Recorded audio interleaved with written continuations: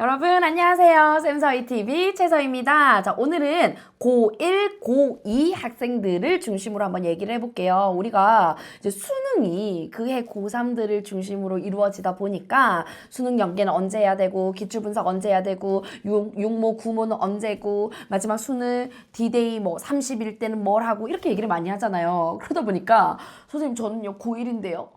수능 연계 교재 봐야 되나요? 선생님 저 고2인데 뭐 해야 되나요? 그래서 고1, 고2가 길을 잃고 헤매는 경우가 많더라고요. 그래서 오늘 우리 쌤사이TV에서는요.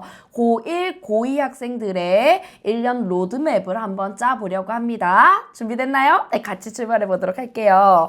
자, 우선은 2022 개정교육과정에 기반해서요. 2028학년도 수능이 바뀐다는 건 여러분 다 알고 있을 거고요. 우리 쌤서희TV에서도요. 2028학년도 예시문항 분석을 통해서 수능이 어떤 방향으로 바뀔 것인가 예측해 놓은 영상도 있으니까 꼭 한번 보면 도움이 될 것 같습니다. 자, 예비 고1, 고2 학생들은 새로운 변화 앞에 섰죠. 자, 우선은요, 어떤 과목이냐? 새로운 과목입니다. 문학은 거의 변화가 없어요. 자, 문항수의 어떤 차이 정도만 있을 뿐이고요.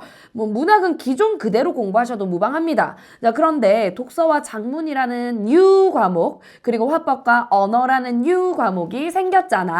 그렇다 보니까 이 유과목에 어울리게끔 교과 융합형 문항도 출제가 되고 있고요. 그리고 통합 세트 형식으로 우리가 어떻게 나올까가 이제 이번 2028 수능의 핵심 주목 포인트거든. 근데 그렇다고 하더라도 여러분 변화는 변하고 유형의 변화는 있지만 핵심적으로 반드시 공부해야 될 내용 요소라고 하죠. 출제 요소의 변화는 크지 않습니다. 그래서 출제 요소가 되는 내용 학습은 당연히 고1, 고2부터 해야 돼요. 자, 여러분 고1, 고2 반드시 해야 되는 건 뭐다? 학교 수업이야. 자, 학교 수업에서 내신 공부 열심히 해서 따라가야 돼요. 웬만하면 아주 특별한 케이스가 아니라면 내신을 쉽게 버리지 마십시오. 나중에 크게 후회합니다. 그리고요, 내신 공부할 때 그 제한된 시간 안에 정말 엄청난 학습량이거든. 깊이 들어가는 공부를 하게 됩니다. 근데 그렇게 깊게 들어갈 수 있어야 넓게 보는 수능도 나란히 같이 공부가 가능해요. 넓게 수능 공부만 해야지라고 한다면요. 여러분 나중에 내신 기간에 시간 날려버리기 쉽거든요. 그래서 나는 정시 파이터다 이렇게 생각하는 친구라고 할지라도요. 내신 기간에 특히나 주요 과목 같은 경우는 반드시 잡아줘야 돼요. 알겠죠?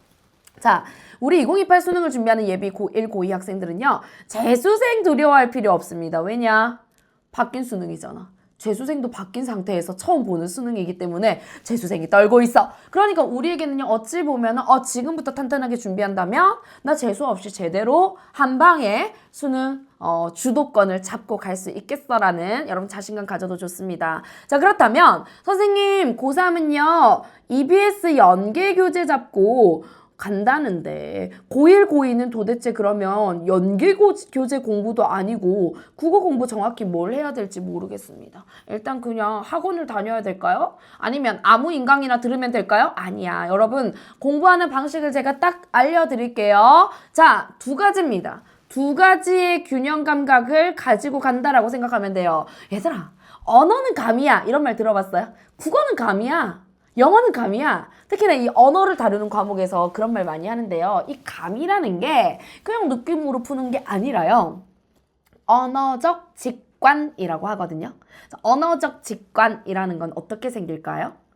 그렇죠. 매일 나를 그 언어 지문에 노출시키는 사람만이 가져갈 수 있는 감입니다. 그 직관을 키워야 돼요. 그래서 이 두 가지의 균형 축을 절대 놓쳐서는 안 되는데 첫 번째는요.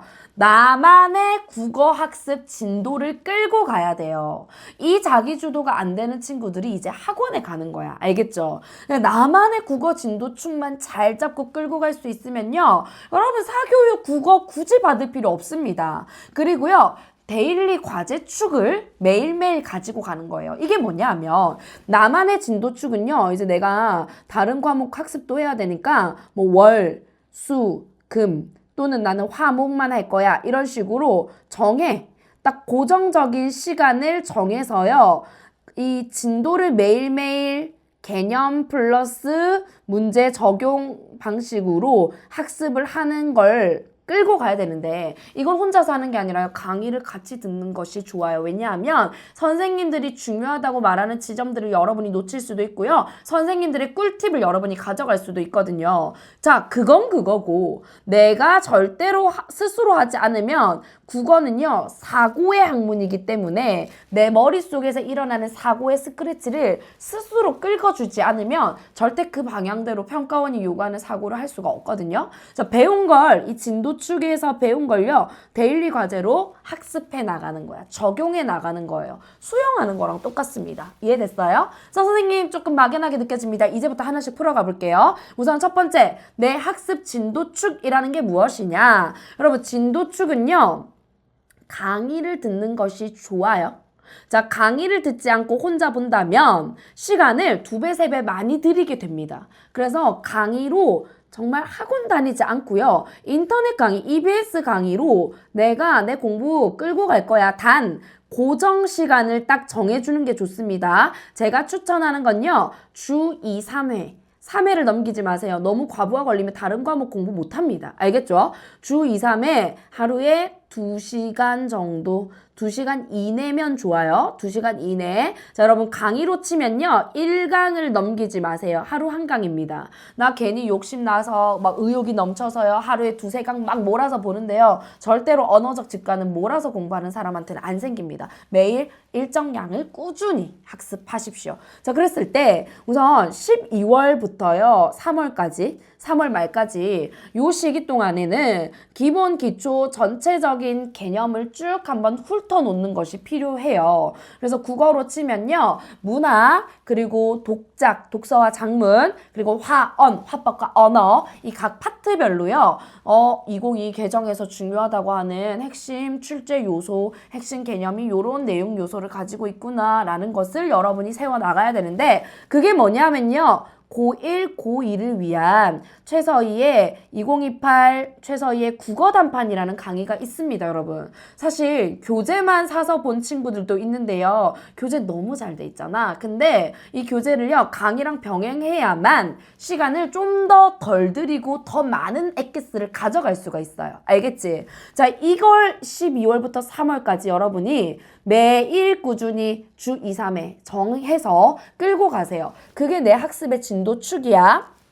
그러면서 이 개념이 딱 전반적으로 한번 훑어보는 게 끝났으면 이제 다른 거 들어가도 돼요. 자, 여러분 잘 들으세요. 3월부터 6월까지는요, 올림포스 공통국어 1, 2라고 자, 지금 현재 고1 학생들한테 추천합니다. 또는 고2인데 내가 기초가 너무 없어 라고 하는 학생들은요, 올림포스 공통국어 1, 2를 반드시 보세요. 이게요, EBS 교재이기도 하고요, 강의도 있습니다. 알겠죠? 자, 그래서 양이 많지 않아. 그래서 일정 양을 딱 정해서 하루에 한 강 넘기지 마시고요, 보면서 이제 여름 방학을 맞이하게 됩니다. 여기까지 되잖아? 그럼 여러분 무슨 생각이 드냐면요, 나 그래도 교육과정에서 다루는 중요하다고 하는 내용들은 다 살펴봤어. 그리고 대표 문학 작품들도 다 살펴봤고 대표적인 기출 문제들도 훑어본 상태가 됩니다. 저절로.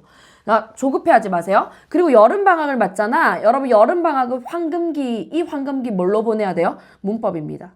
문법 놓치는 자 아무것도 못해요. 문법 잡는 자 시간을 주도해 나갈 수 있습니다. 국어시험에서. 그래서 이때 이 여름방학 시기에는요, 문법을 잡고요. 문법이요, 국어단판에 11강으로 되어 있거든. 근데 그 문법이 내가 잡혔어라고 하는 친구들은요, 문법만 따로 모아놓은 기출문제 푸는 거 추천드립니다.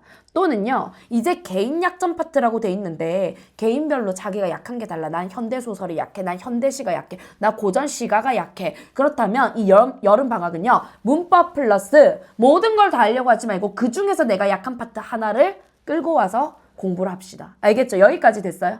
여기까지 이해됐어? 자, 그 다음에 이제 방학이 딱 지나고 나면요, 2학기 하반기가 나옵니다. 하반기 제가 추천하고 싶은 강의가 있습니다. 내가 한 건 아닌데요, EBS 국어의 원리 시리즈가 있거든요.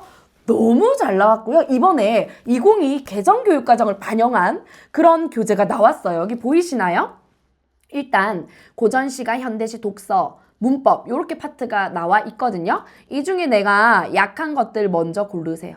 그래서 8월부터 12월까지 엄청난 시간이잖아. 앞에서 말한 내 학습 진도추 월수금으로 정했다. 그럼 고정 시간 동안 나 먼저 고전 시가부터 시작할 거야. 나 그 다음 독서로 갈래. 나 그 다음 현대시로 갈래. 까지 해서요. 12월에 이걸 한 바퀴 돌리세요. 끝나요.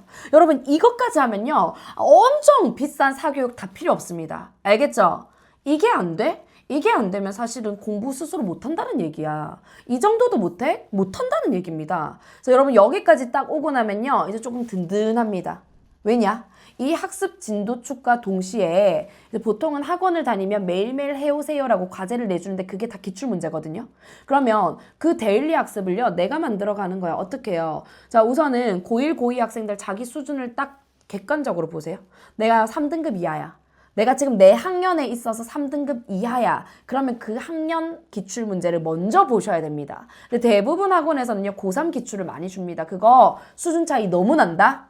알겠지? 그래서 섣불리 고3 기출 달려들지 마시고요. 지금 내가 3등급을 기준으로 3등급까지 3등급, 4등급, 5등급, 6등급 쭉 이하가 나와. 그 등급 학생들은요.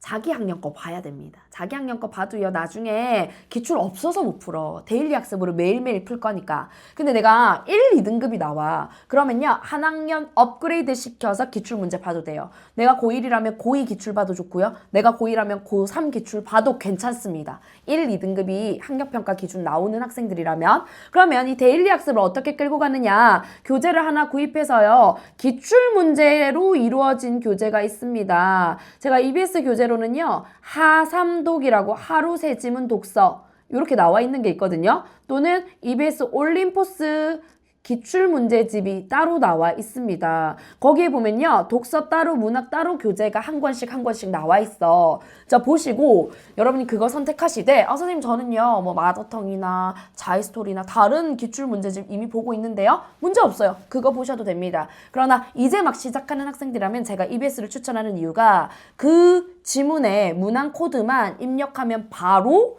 관련된 영상, 해설 영상을 볼 수 있어서 좀 편리합니다. 알겠죠? 그러면 데일리 학습은요. 하루 기준으로 3세트를 보는 거야. 다시 말해서 월, 수, 금, 화, 목, 토 이렇게 정해요. 여러분 정해서요. 월, 수, 금은 독서, 화, 목, 토는 문학 끌고 갈 거야. 그리고 우리가 여름방학 이후에는 제가 언어 파트 집중 공부하자고 했잖아요. 그럼 여름방학 이후에는요. 여기에 문법까지도 더해 줄 수 있겠죠. 기출문제집을 사서. 자, 그 전까지는 데일리 학습으로 독서 문학이면 충분하고요. 하루에 독서 문학을 다 하려고 하지 마시고요. 월수금 화목토 나눠서 하되 하루에 할 때 3세트를 보라는 거야. 다음 글을 읽고 물음에 답하시오 해서 문제가요. 한 문제부터 1번부터 4번까지 보통 나와 있잖아. 이게 한 세트야. 알겠죠? 요거를 3세트를 보시는 것이 적정량이고 시간은 1시간에서 1시간 반 정도 걸릴 것으로 예상이 됩니다. 자, 여기까지 이해됐어요? 자, 내가 국어 단판에서 문법 파트가 끝났거나 여름방학 문법 학습이 집중적으로 공부 개념이 끝났어. 그 후라면 이 데일리 학습에요. 하루에 5문항에서 10문항 사이에 문법 문제까지도 넣어주는 것이 좋겠습니다. 자, 내 진도 학습축과 데일리 학습축을 잘 끌고 나가서 1년을 여러분이 딱 마무리 지으면요. 학력평가 등급, 2-3등급은 그냥 올라가요. 기본적으로 여러분 2등급까지는 갈 수 있습니다. 1등급은요. 여기서 이 데일리 학습이 좀 누적이 되고 나만의 와이하우 학습법으로 기출 분석까지 끝낸 친구들은요. 1등급까지 갈 수 있습니다. 선생님 와이하우 학습법은 뭔가요? 우리 쌤서희TV 학습법 그 탭에 와이하우 학습법이란이라고 들어가 있거든요. 기출을 분석하는 방법 넣어놨으니까 그거 참고하면 도움 될 것 같습니다.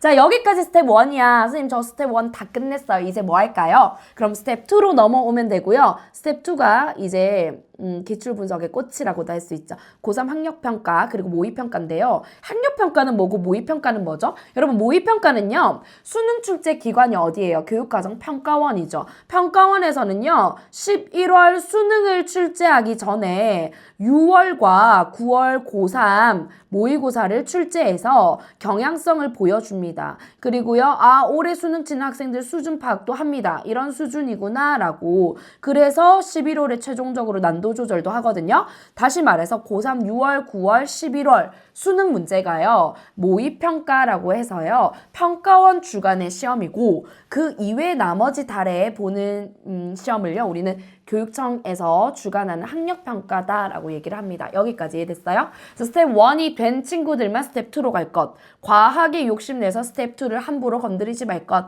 오케이? 자, 여러분. 데일리 학습과 그리고 진도축 이 투 라인을 놓치지 않고 가야 되겠어. 그리고 제가 오늘 추천한 이 강의들까지도 잘 챙긴다면 걱정 없이 2028 수능 대비할 수 있을 겁니다. 짠! 네, 오늘 쌤사이TV 여기까지고요. 구독과 좋아요, 알림 설정은 수능 국어로 가는 1등급의 지름길을 열어드립니다. 다음 강의에서 만나요. 안녕!